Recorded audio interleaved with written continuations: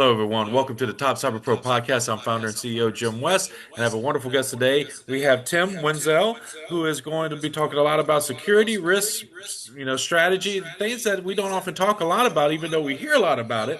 So, without further ado, Tim, welcome to the Top Cyber Pro podcast. Hey, Jim. Thanks for having me on. Appreciate it. So there's a lot of hats and accolades that we can add to your name there. You're a global security executive.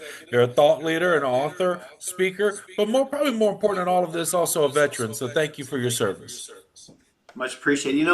When people thank me for my service, I don't know how to respond because I'm kind of like, thank you for paying for all of that because I really enjoyed it. So it wasn't such a hardship on me. Maybe that makes me a little crazy since I did do the invasion of Iraq and then I continued to go back to Iraq as a contractor. Mm-hmm. But, we've all got a little bit of crazy in us, I think. So when you said as a contractor, I've also spent a few years. What years were you in Iraq as a defense contractor, if you don't mind me asking? 7, 8, 9, and 10. 79, 10. Okay, that was about the same time I was there as well. So I spent a lot of time myself in around Baghdad. So like Camp Slayer, Camp Liberty, Sure. Camp Victory. So yeah. Yeah, I did some time at Fob Loyalty, which is kind of downtown Hmm. Baghdad, kind of by Shield. But then I was out at Warhorse for a while. I hit Cop Carver, which a combat outpost, which was up for like 4 years, um, and just getting kind of all over the place. Ashraf, so Fob Grizzly / Camp Ashraf, if you're a Marine Corps person. That's an interesting place because right after that camp shut down, there was actually it looked like a prison, but it was actually protection for Iranian dissidents. Hmm. And right after that camp shut down, the Iraqi army came through and genocided all those Iranian dissidents at the town of Ashraf. So Wow. interesting history, interesting places. Very, very interesting history and places, you mentioned, it's kind of like, you want to thank the people for giving you that opportunity. Some of my best memories and like a lot of growth in cyber happened while I was in Iraq. I worked on my biometrics program, so I got to learn a lot about biometrics and multi-factor authentication and so forth. Sure. So it was one of the big building blocks in my career as well.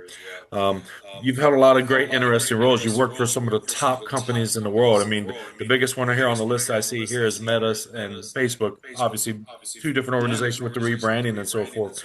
What was, going from like, working in like a combat zone? How did those experiences translate into helping you, work with a company that's on the front lines, if you will, of technology?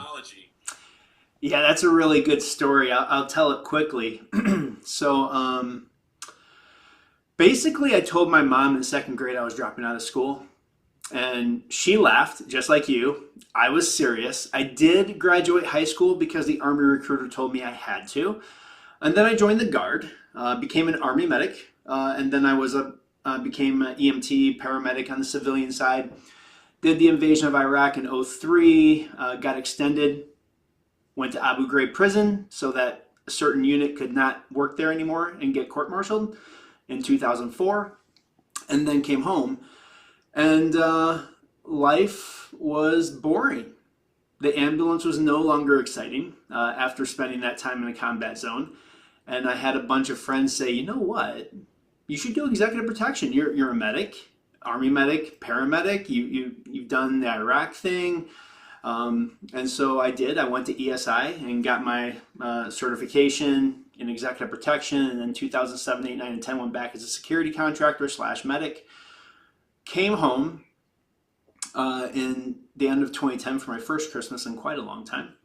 And moved to DC, got a job protecting the son of the King of Saudi Arabia in 2011. That year, the Iranians decided they were going to try to assassinate the Saudi ambassador to the US. The FBI foiled that plot. If you may remember that, they were going to plant explosives at a restaurant that up near the Capitol that they went to, would have taken out a lot of Congress people. So that got super interesting. Right after I had been there for a year, had a friend working at the State Department. Was like, you need to teach at the State Department. And so I did. I went to the State Department and we taught diplomats going to Iraq how to not do stupid stuff, how to not get themselves killed, why security is important to accomplishing their mission. And then 3 months after I got there, this little thing called Benghazi happened. Congress did a review of all the training there, and they realized that there was all of 7 dudes attacking diplomats in training to teach them how to react to it properly. So we got grabbed by the ARB on Benghazi, and they said, hey, here's a white paper that's coming out, design all this new training. And then we were on the news, 60 Minutes and all of them came through to show the fix to Benghazi. And then I had a buddy call me up. He's like, hey, bro, you ever thought about working at Facebook? And I said, no, never once thought about it. Actually, I've been kind of constructing my life never to go to California because it just seems like a terrible idea. And so essentially what was going on is they were doing the 3rd iteration of Mark's executive protection program. The first 2 hadn't gone well. There was a culture clash with the security culture and the tech culture. And so I got brought out in 2013, at the end of 2013, to design all of the programmatic framework around a functional executive protection program.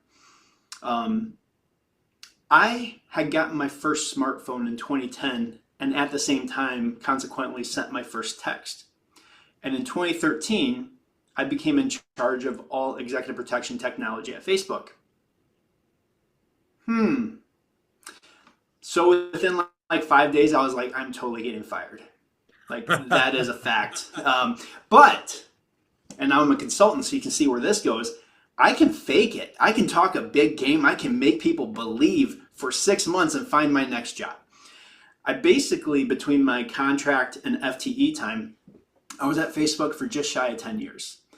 And most of my job was taking physical security programs and meshing them up with the technology teams to make sure they were compliant, they met IT standards. We were running tracking devices, so tracking programs, that's a lot of PII. We were running all sorts of different things that needed cyber and IT policy exceptions to be able to do, right? To be able to do the way that we wanted. And so early on, while I was trying to not get fired, I decided that I knew how to bring people together around a problem set because I had been a medic. And as I started to talk to people, I started to say like, okay, well, how does this affect, like, I'm trying to do this, you say I can't do this, help me understand why, like, how does this affect the business? And the answers were like, well, it's really a pain point for the business. I was like, oh, well, what makes that pain better or worse? How does that pain feel to the business? And I literally took the medical assessment that we all learn in basic training a little bit if we take the Combat Lifesaver course. And I just started to build an understanding of this new ecosystem, human body, corporate ecosystem. And so as I talked with these stakeholders, what are your pain points? What makes it better? What makes it worse? What makes it untenable? Whether it's a regulatory requirement, whether it's an attitude, whether it's just a rule that was put into place a couple years ago and nobody really thought about how it would affect this type of instance, I began to lead really big teams of really smart people on subject matter I didn't understand at all. Mm-hmm. Like, they're like, I go to a security meeting, they're like, yeah, port, whatever. I'm like, are we talking about a ship? Because I'm trying to drive a car. Do we have boats here? Like, I really don't get it. But the fun thing is if you look at the process, if you have definitions of success, you have the roadmap, and then people explain to you, this is how it has to be, why. And I ask my questions. You don't have to be a technology expert to lead technology projects or processes, because really you just have to be really good at program management and project management.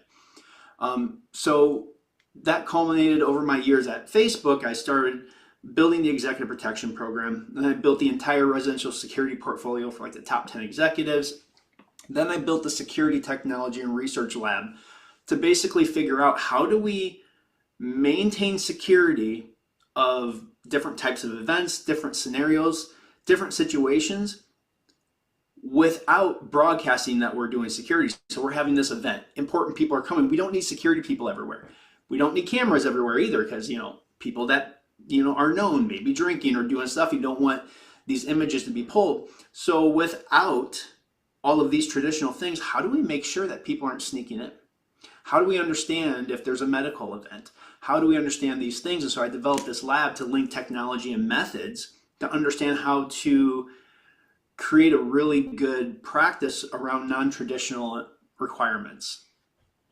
And then that led into me starting up a TSCM program around some of the executives, and then ultimately I would build Facebook's global anti-corporate espionage program. So if you're a nation state, if you're a competitor and you're trying to steal our stuff or implant your people at the company, and you're not hacking through the firewall, that was my program. So we ran spy games all over the world. But weekly meetings with the cyber red team, because guess what? The environments I was protecting have technology in them that don't fall under my purview, and I have no ability to test, how they're set up, how they're configured. We say if you configure it this way, it should prevent these things from happening. How do we put that in a sandbox and test it to see if that's actually true? And then what if you get an idiot like me who's used to run around with a gun than a laptop and say like, yeah, but I would just do this. And they're like, well, yeah, then this doesn't apply at all. Like, we're not protecting that at all. And so I really started to kind of bring this collaborative tabletop effort to the cyber realm to help them appreciate, like, I know you guys are geeks, super smart, way smarter than me. I know that, your matrix that you look at can account for every aspect of attack surface and everything, but you still have to deal with people. Yep. And people don't follow your rules. And that is where I have found my greatest success in the security industry so far, is I walk the gap between physical and logical security that both sides are happy to have unowned. Wonderful. So I don't know if that brings up any topics you want to dive into. Oh, that brings up a lot. So anyone watching right now, I want to catch up on a lot of things here. So let's start with the physical world and the cyber world, right? The meshing of the two. And this is kind of where I talk about lanes and medians. Like in the military, there's a lot of things like stay in your lane, right?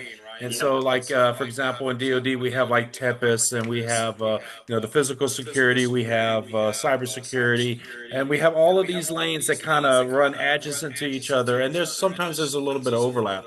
And so when you mentioned, building these executive security programs and so forth, protecting these individuals, folks, you have to understand, usually these stakeholders and executives are very important people, meaning they have significant weight and influence on the direction of a company. So they're obviously going to be targets for people to attack, whether for corporate espionage purposes, as you mentioned, having kind of like an insider threat program that's a little bit more enhanced because you're looking at the hires and people that are in very key positions that could be embedded in teams possibly funded by either a nation state or in many cases a competitor.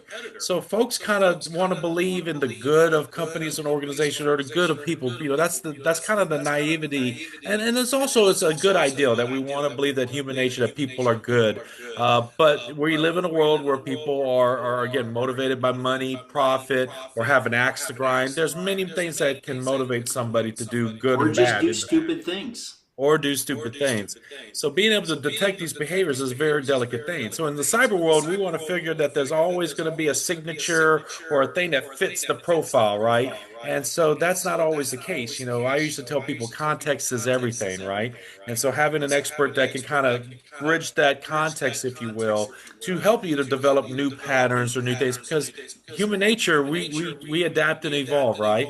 And Yep. so you mentioned the whole thing's about like working with red teams. Red teams are focused on like breaking into the network, right? Whereas in your case, you're like, well, how do I even get access to the port? How do I get access to an office? How do I get access to the individual? And so What if that's I get taking it into a conference room and I get access to the little thing that's on the desk that enables the video conference? Guess exactly. what? That thing, normally not encrypted, that traffic is all analog until it gets to a switch in an IDF room. Yeah, So yeah, alligator clips apply, and yeah. packets will be easily stolen from alligator clips, and then they can be opened up and read later. I did a presentation once. It was I don't know if you remember back in the day, they had these books called Choose Your Own Adventure, where you would read to a point, it would Yeah, give you a yeah, yeah, and decision. then you make a choice. And so I built some slides around a simulation of, like physically walking into and trying to break in and get into a network jack at a bank, at a major bank. And it was modeled after a national bank of a particular Middle Eastern country, which I won't mention. But once the officials related to this country saw these slides, they got very concerned because it made them think about these scenarios like you dream of these scenarios, and I was just going off of some Google images and some open source research I'd done on that bank, and it caused a lot of concern. And so the day before the event, I had to completely change these slides the evening before because they did not want me using those images and using that scenario because they had a lot of concerns. So there's a lot of value in doing those scenarios and running like those tabletops or sandbox exercises. Is there a funny story though in all, you mentioned 10 years, that's a decade plus. So is there any, funny story of or where you're working with these teams and so forth? And I know there's a lot of times just the jargon alone, like speaking from one world trying to translate into another world. Maybe there's something there that you can share with us. Yeah, I mean, gosh, there's all sorts of funny stories. So you brought up Tempest, right? And that's a very government thing. And in the government side, that's more of a technology issue that would fall under a cyber command type thing a little bit, right? So the Hmm. TSCM specialists, they don't work with the normal security forces, they work on the logical side. And this goes to show how very little of the US government translates directly to the private sector. So in the cyber sector, like, nah, that's not a thing because I'm working with the firewall, I'm working with the devices. Tempest is like not a thing. And so what we had to do is when we were looking at, okay, if you're going to eavesdrop on a place, this is my world. How do you do that? And people are like, ninjas, devices, like Tom Cruise through the ceiling, like all this stuff. And I was like, yeah, for sure. I mean, but like, what if you have a bunch of unshielded cables and they ran 10 feet too much and they just coiled it up and zip tied it? Like, do you know that creates a loop, which is essentially a broadcasting antenna? And they're like, well, that's fine. It's all digital. I'm like, okay, digitally encrypted. But guess what? This is not like NSA encryption. Like anybody can get the codec to that and record it, find out which digital, whatever is running, and they can break it back, right? And sometimes you can even do that in real time. And so we would show them how that's done, and we had a hard time explaining that. And so we came up with a concept called physical data. Our team protects physical data. So, like if you print something out, that's physical and it's Hmm. data. If you project something, that's physically up on the wall on the screen, but it's data. Um, and if it radiates, so if it's passing through copper or fiber, and I can alligator clip on and grab the packets, that's physical data. And if you have old machinery that have worn out connections, you don't have shielded cables, and it's transmitting free space, even though it's in a good system, that's physical data that can be stolen. And that was about 2 years of a series of conversations at every meeting I had to help people understand that there is compromised data that you and we are not accounting for, and it needs to be accounted for. And so I'm not on the cyber side, but I need to invest in technology. I need access to what you're doing to test it because there's something that is critical that you're not protecting and physical security is not protecting. And yet, some of this intellectual property that we're developing is worth billions of dollars. So I don't know if that's a funny story, but that shows how security is a coin. One side is logical, the other side is physical. Very well said. If you look at a type of risk and you're only looking at the physical side these days, it's incomplete. You're completely missing the other side, and the same is true for cyber. 100% agree. I've done some reports in the past few years regarding like covert listening devices in particular. In the Middle East, there's a lot of telecom companies that will rebrand like Wi-Fi pucks, for example. And Yep. so, a lot of military members through the local shopping outlets and so forth will get a hold of these or order these from online because everybody orders online these days. Assuming it's branded, let's say a major telecom in one country or the next, it seems innocent enough. But once you pull the battery off and look at actually the actual manufacturer, you'll see it's like Huawei, ZTE, or a prohibited manufacturer for DoD to be on DoD installations at least. So a lot of folks will get confused. Like, wait a minute, I thought this was a XYZ device, but it's an ABC manufactured device. And so, there's these concerns where, nowadays with supply chain risk, we've seen pagers and telephones get compromised and weaponized, right? So that By to me the is a way, that is really op will go down in history. I don't think anybody's ever going to top that. That was sick. never say never, right? Again, thoroughly planned, months and months of, embedding and planning and a lot of effort went into that. It wasn't an easy undertaking, but the fact that it was executed flawlessly, wow. And again, that's the world's first, at least publicly known, Yeah. supply chain risk or supply chain attack. Let's put it that way, Assassination. as far as physical attack.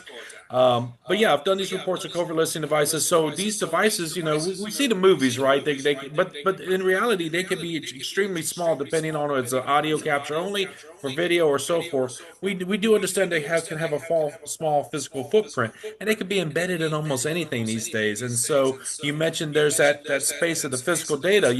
Peripheral devices, keyboard and mice. Nowadays they're Bluetooth enabled, wireless, etc. So they're really open wide in protocols and connecting, but there's not a lot of security usually at their level because they're usually by default trusted devices as they attach to an endpoint.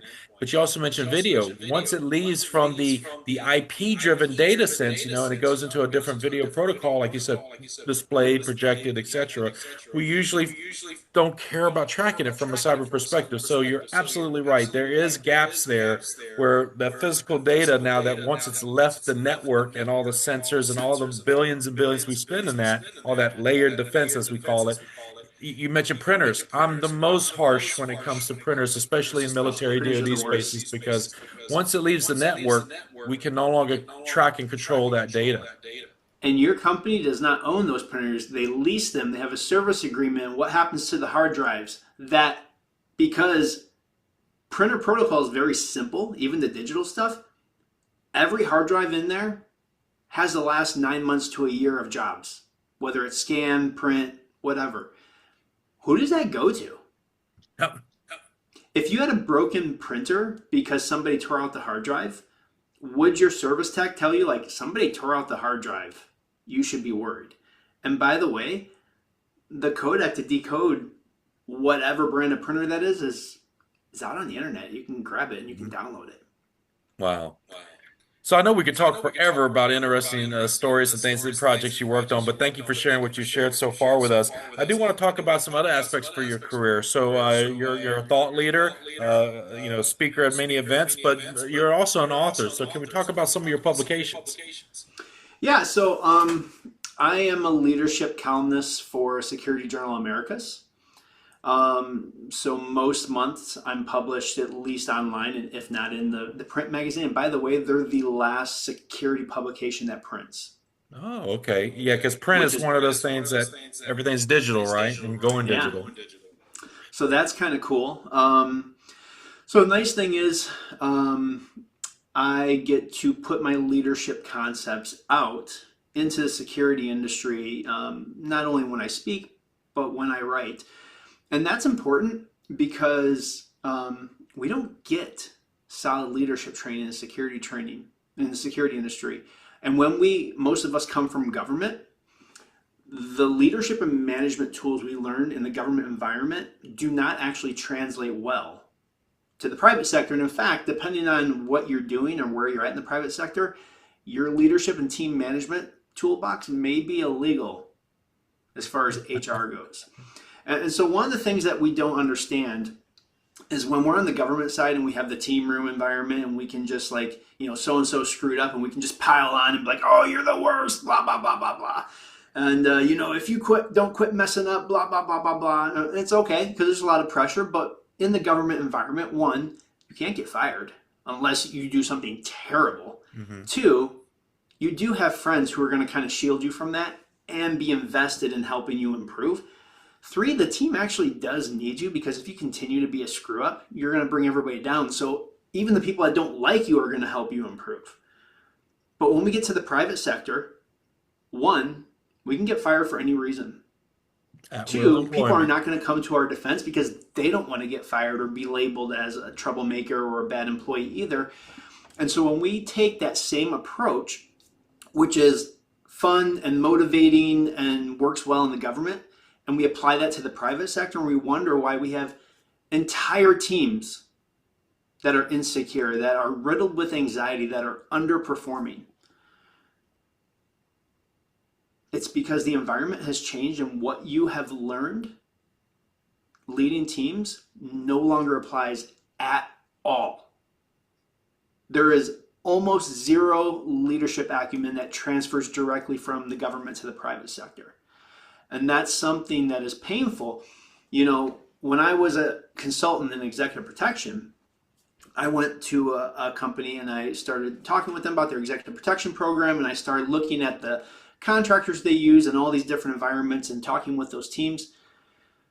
And these people were ex-military, former SWAT, like people with legitimate backgrounds. And when I sat down with them, they wouldn't make eye contact. They were just like super apologetic. And yes, we know like this isn't going well, and like no confidence. And actually, they reminded me of domestic violence families that when I was younger, I had evacuated. And I was like, what has caused these people with significant backgrounds to not only lose their confidence, but to act like victims of domestic violence? And it is, in fact, taking government leadership acumen and bringing it to the private sector, and we're literally abusing each other. And we don't even know it. And so that's what drives me to really put my thoughts out on leadership and change the entire mindset and paradigm around leadership and risk management within the private sector. Wow. If you could just offer maybe like the top two or three like perspective shifts that people should make, being that you yourself was in that military side and then you successfully transitioned into the private sector, what would be just some two or three things like if you're talking to say an officer or senior NCO that's making that transition out of uniform to go into whether it's executive management, but going into the commercial sector, what would be some guidelines you'd give them? Yeah, number one, when we're in the chain of command, guess what? If you're not at the top, you're being told what to do. And how many questions are you asking? Zero. Unless you really don't understand. Or you're like, hey, should I go this way or this way? But you're not asking a lot of questions because the orders are coming down and you're implementing. But when you get to the private sector, everyone questions you. Your boss questions you. Your employees question you. All of your stakeholders question you. And a lot of times when we transition from the government, we take that as a sign of disrespect. People aren't respecting me. They're not taking me seriously. And we get pissed and we get insecure. And we go from like, hey, I want to make this a great environment to work in, to I got to look out for number one. We enter a zero-sum game when there's no reason to, because we feel like we're threatened. The reality is, in the government, everything that we do is a function of law. Every job and agency and work task that exists is codified somewhere in a law. There is a training program that you've gone to, and that training program says this is what you're going to do. You will not deviate. You will never do it differently. This is the standard. In the private sector, there is no standard. There is no way, because we're not existing as a function of law. We're existing as a value proposition. Because companies aren't functions of law, they exist for revenue and value. Yes. And so if I'm not providing revenue, what is my value proposition? And you know what? So that takes us to the third thing, where we say, we're in an interesting situation. We're a cost center.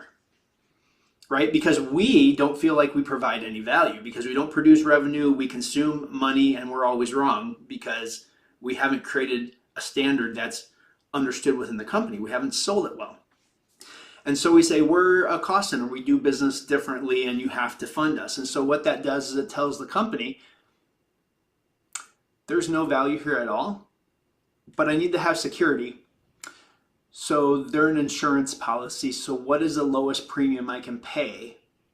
And then when something goes wrong, I can fire everybody and hire them and pay that premium again without ending up in court.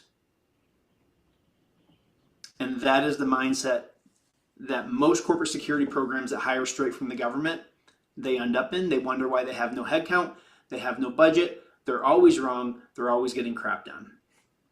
Wow.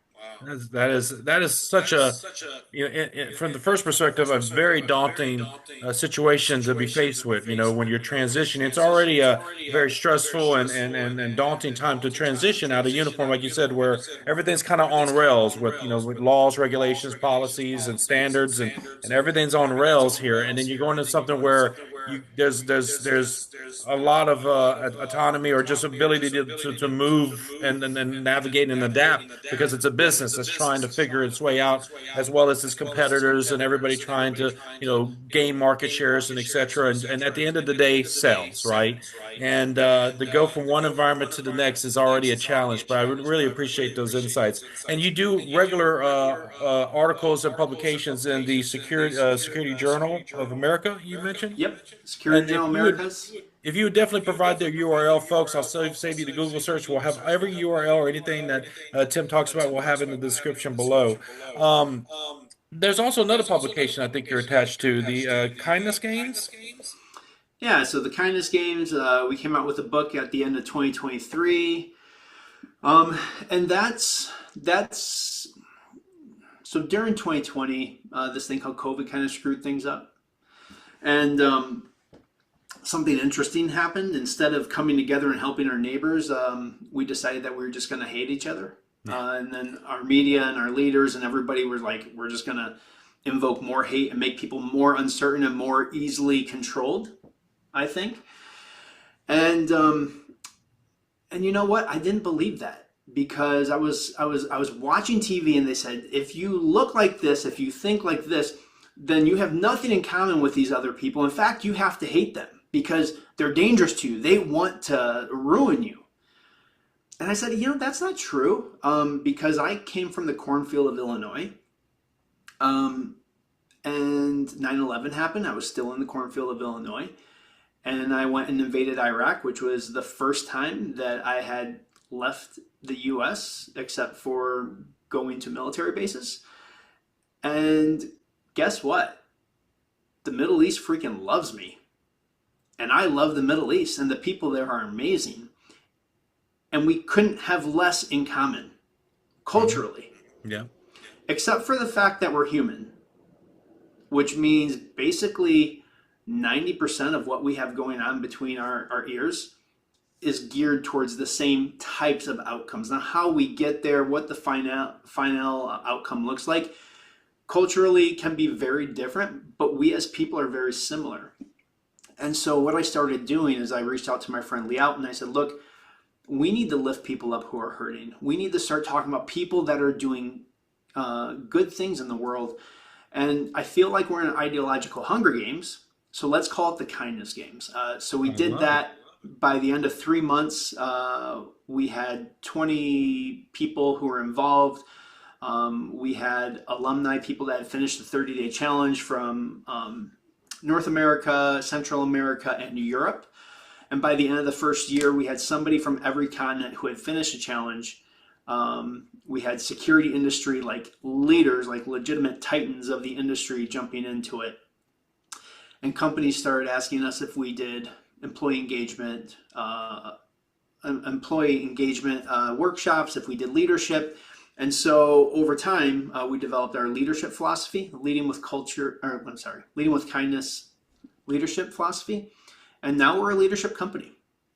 So that is my side gig. I have clients, I go and I help them understand how to lead with kindness in every aspect of business and life so that we don't have to try to be different people at work and different people at home. Wow, what a wonderful initiative that started off as a good idea and then you executed upon it and it lives and breathes in the real world. I often tell people, and as an author myself, the beauty of having that little spark in the brain, and then you speak it into existence. You actually have to do the work. Folks think it's not always easy, but there's a lot of tippy tapping on the keyboards and a lot of hating what you put out there, but then the refinement, and having other people give you honest criticism, and therefore you take that feedback and you keep building upon it, and you bring it out to the world. Can you hold that book up again for us so we get another look at that wonderful, beautiful cover there? Kindness Games. So, folks, again, I'm going to save you the Google search. We'll have the link to Amazon or wherever else is available in the description below, so you don't have to Google search for that. Um, Tim, I want to be respectful of your time, so I do have this some questions I ask all my guests. So I know you kind of talked through your a very shortened version or synopsis of your career so far, but I love this question from all my guests. If we could go back in time to the day one where Tim decided that he wanted to work in that crossroads of where physical security meets IT and cybersecurity, is there a story behind that day one? I know you kind of gave us a synopsis, but is there a particular moment, event, or story that you said, I think this is what I want to do? You know, um, Working at Facebook, you literally work with some of the most intelligent people created, and they know it. And so the first time I really brought home a technology project, and it was built on one, answer my questions and make me understand. Otherwise, the concept isn't valid, I don't think. Two, allowing people to be autonomous within their genius and bring you the concepts, and you design them, you iterate, you test them out. Okay, we can make it work better this way. And the first time I brought one of these projects home, and it was great, it was amazing. And then we were about to go through end of the year performance cycle, and one of the engineers reached out and said, like, hey, do you have any spots open on your team? Because the stuff that you're involved in is so interesting. And I was like, this guy is so intelligent. And he's an expert in his field. Like, why would he want to come to my field, my team? Like, I don't do what he does. And so I asked him that, and he was like, because you're fun to work with, and everybody that works with you has the most fun I've ever seen. Nobody's worried, and the outcomes are amazing. And that's when I started to validate how I thought about leadership, and I started to take notes on it, and build out my leadership strategy. And that's the day I was like, you know what? I can exist in this world, and I need to lead through this world and teach others how to do it. Wonderful. I love that. Along your career and your journey, I know there's had to been either managers, directors, executives, other professionals that are, what I call level 99 experts that you've looked up to, admired, or even team members and teammates that help, push and motivate you through maybe difficult challenges and times in your career. So the goal of this question is to kind of shine a light on those. And again, if you choose not to name them, or it's kind of like the Oscar acceptance where you're sitting there holding an Oscar and you can't think of all the people you want to thank, but it's just a moment to kind of shine a light on those mentors and leaders and other people that have had a positive impact and influence upon your career. Yeah, so Ray O'Hara, he's kind of like godfather of the current physical security industry. He retired a couple years ago.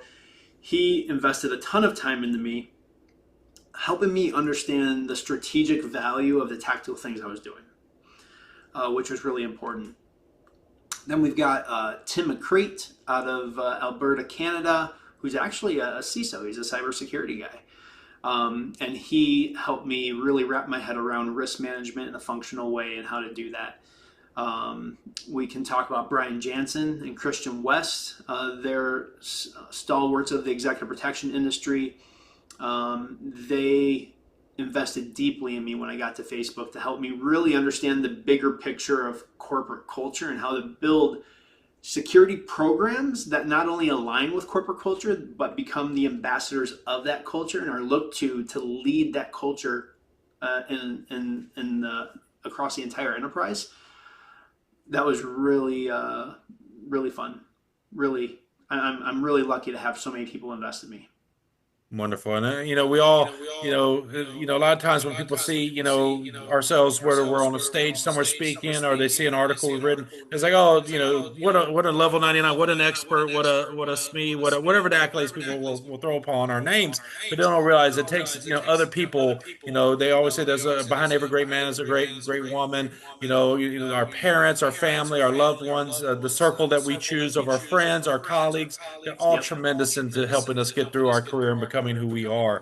I'd like to take a moment where I call my moment of levity, where we kind of pause on the tech talk and the cybersecurity talk for a moment, where I shoot you some rapid fire questions. There's no right or wrong answer. So if you'll humor me, I'm going to hit you with some questions.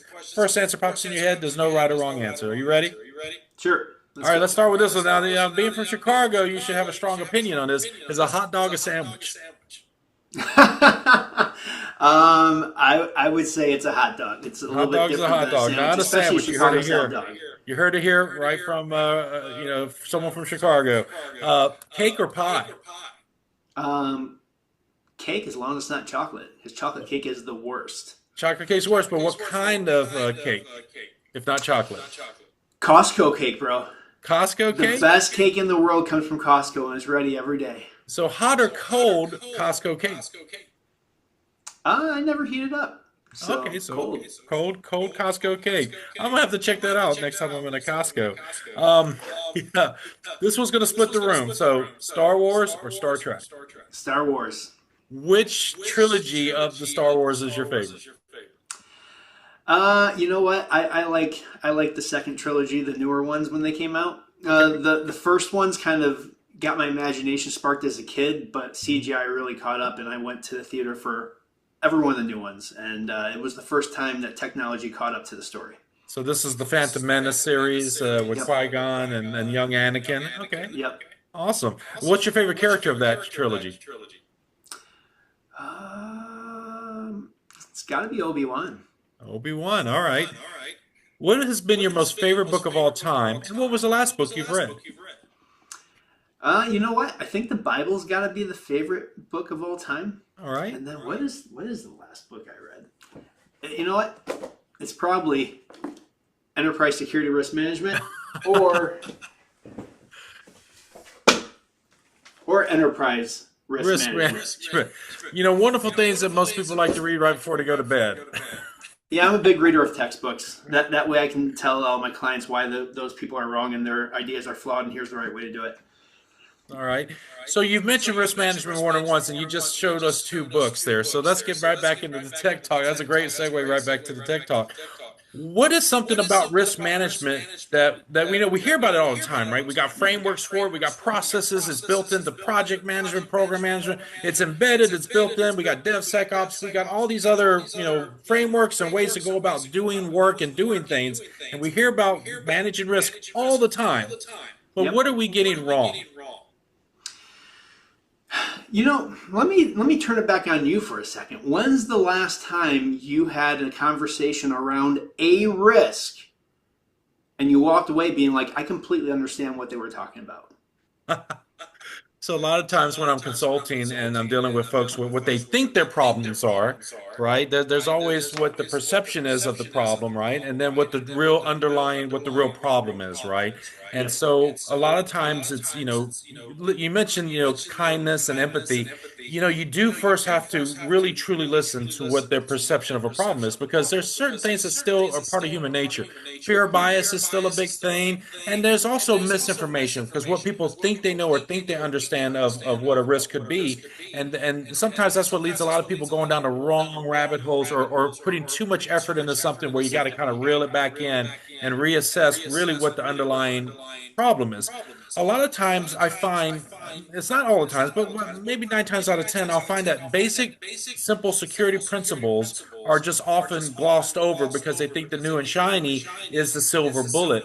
And so, kind of bringing it back to basics, it's one of that old adage until you know what you have and have, a complete 100% accountability of all your assets, the data flows of those assets, Yep. interconnections of data flows, and there's layers upon layers of understanding your environment truly before you can begin to secure it adequately. And so that's usually what I find myself doing 9 times out of 10. So to answer your question there, Steve, what they think the problem is, but you first have to thoroughly understand it and kind of get in their head and shoes of what they're looking at, how they're looking at it, to say, oh, okay. But at the same time, there's that balance as a consultant where you don't want to make them feel like they're dumb or that they are complete You have nincompoops. to lead them to an You have to understanding. kind of guide them to the water. Like, hey, when you're in the middle of the ocean, hey, picking the direction to swimming in is great. But this is what I caution people. Accuracy is always better than speed. So when people say, oh, we want to do this transformation, we want to adopt, we're just moving super fast in a direction. There's some merit in that to move in a direction because obviously movement is better than being stagnant. But again, I always caution accuracy beats speed every time. So again, understanding what that core issue is from the perspective, core issue, and then from there, working on the solutions from there. So here's what I heard you say. Just like a bad doctor, they grab onto the symptoms, but they don't understand the underlying disease, right? Yes. Which is where how you can take the healthcare patient assessment and bring it straight into this. So I agree with you. I also think that in the security industry, the term risk, we don't really understand what that alludes to. There's formulas and stuff that, we'll throw in there and we put up on PowerPoint, like, it's formulas and stuff, like, amazing, right? Like, risk. But really, we think of it as like a ghost or some spiritual phenomenon. Like, it's not tangible. It doesn't really exist until it comes and bites you in the butt. And then you're like, risk sucks, man. I hate talking about risk. And so what I tell people is risk should always describe a relationship between an asset and a threat scenario or uncertainty, a vulnerability that allows that threat scenario to happen or that uncertainty to take effect, and the severity of categorical loss experienced by the organization. So if I put that into my speak, let's treat risk as a noun. It's a person, place, thing, or idea that has uncertainty surrounding it in specific circumstances or environments and has a direct effect on business outcomes and objectives. And so another thing that we struggle with is in the security industry is we rely on probability. Like, hey, the probability of this happening is this, so we can deprioritize that. And then that thing happens. And the business leader is looking like, you said it wasn't going to happen. I was like, blah, blah, blah, blah. And so as we actually look at risk management, we realize that probability is amazing for financial institutions, insurance brokers, and healthcare. Why? Because they have massive populations to pull from. So they can do the probabilities and say like, hey, we can insure against this, we can bet on this, and there's no real physical loss, trauma, or death consequences that applies. Whereas we have real trauma, organizational trauma. If you have a cyber breach, that's years of litigation over finance, duty of care, PII, whatever it may be. In physical security, people can get hurt, people can get killed. And so what I say is like, let's take the nouns, the assets, and let's understand where they live and how they're worked with and define these environments. What are the vulnerability portals within these environments that allow uncertainty in or a threat actor in or a loss vector in? And then let's say, okay, how do we redesign the environment that we own so that we minimize those portals of vulnerability and we become aware as we choose to open them based on the types of business activities we engage in? So now we don't have to decide what's the probability. I know for a fact we are opening ourselves to potential loss when we do these things, when I run this thing, when I allow the business to do these things. And another thing is businesses love risk. Mm-hmm. They take risks all the time to grow market share, to put their product on top, to become more elite, to become, more of a desired brand. And so we need to stop saying like, don't do that, because they're like, idiot. If this pays off, we're going to get rich. Yeah. And we need to instead define that environment like, okay, when you do that, I need to reciprocate in this manner until you reach this point of stasis and that portal closes and we can receive the risk management activities. And so helping people really understand how uncertainty and vulnerability relates to their assets based on the environments that their businesses choose to live in, that makes for a much more tangible and noun-like approach to risk management. I love Now I how can you sit there and presented have it. conversations and we can whiteboard it out and I can say, I don't care about probability. I know next quarter we're going to be this much open to this type of risk to this asset with this loss potential in the legal, regulatory, and market share spaces. Mhm. So here's what I want to do: go grab the legal, regulatory, and market share people and bring him in here so that we can decide what their acceptable losses are. Mhm. And that's how Wow. we determine a risk threshold. I love that perspective and how you've laid it out very, very clearly and easy to wrap the brain around. I was having a very interesting discussion this past week actually with a couple folks that are like Tempest folks, MSEC, and OPSEC folks, and the DoD space. And part of the conversation was regarding certain peripheral devices and phones and other wireless Bluetooth enabled devices within certain secured areas. Sure. And obviously we have a ton of regulations and policies and all these executive orders and letters floating around about this.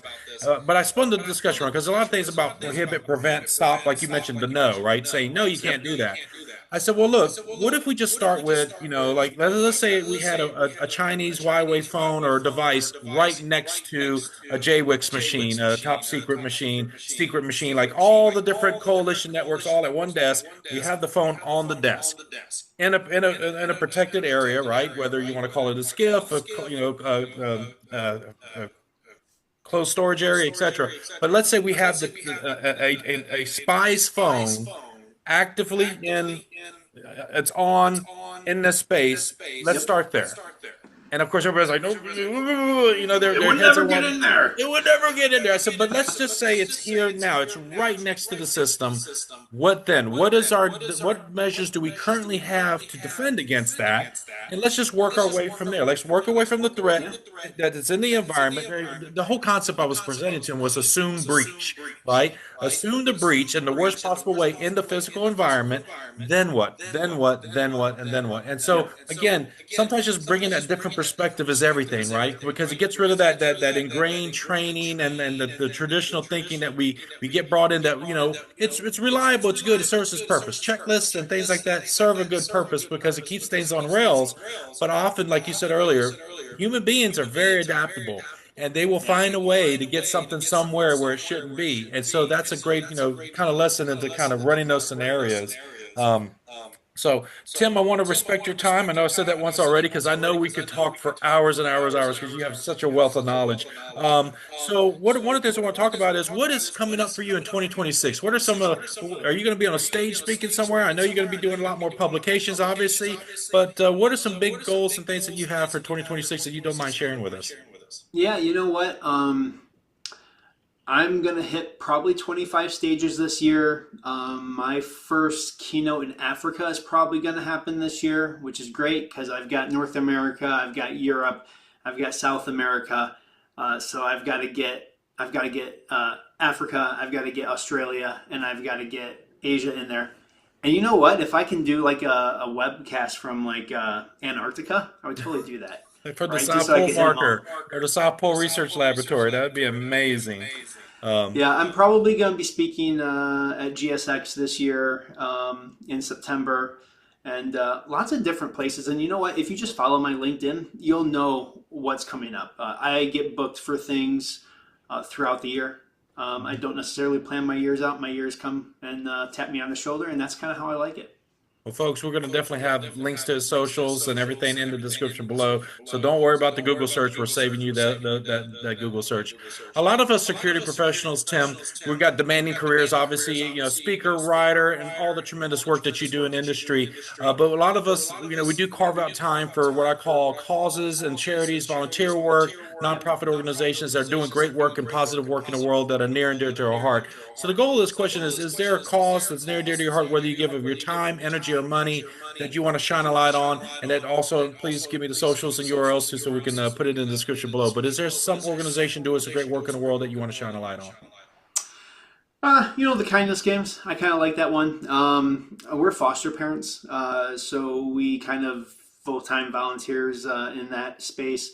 And Make-A-Wish, I used to do quite a bit with, not so much these days because I'm just too busy, but Make-A-Wish is a great organization. And I think they steward their resources pretty well. Wonderful. Well, thank you for being a foster parent. I was actually in the foster care program in Vernon Parish, Louisiana. So I grew up in foster care. Up until I was 16, I went into an independent living program. But being a foster care child and kind of trying to figure out identity, a sense of family and life is tremendous. So thank you for giving of your heart and home. That's a tremendous thing to do. So thank you so much for doing that. Again, Yeah, what a no wonderful problem. human being here. I That's an mean, interesting goodness. conversation to have too sometime. Of course, I'd love to have that sometime. In fact, I'm actually going back to Central Louisiana here soon to speak at several schools. The school I went to, because they don't have a lot of role models in that area, and so I'm looking forward to inspiring and motivating the students there. Because again, when I was in foster care, I lived in the country, and a lot of folks always assumed I must have lived in the city all my life, but I grew up in the country in the woods. And my foster mother, she was a single parent at that, but my foster mother who raised me when I would complain as a young child about mowing the yard every other day, feeding chickens and tending to the garden, getting ants all over my hands. She would tell me if I didn't want this country life, that I need to hit the books hard in school, and I did. School was my escape from the country life. But fifth grade, I wrote an essay on every topic in an encyclopedia set. So to this day, I'm a dead ringer for trivia games.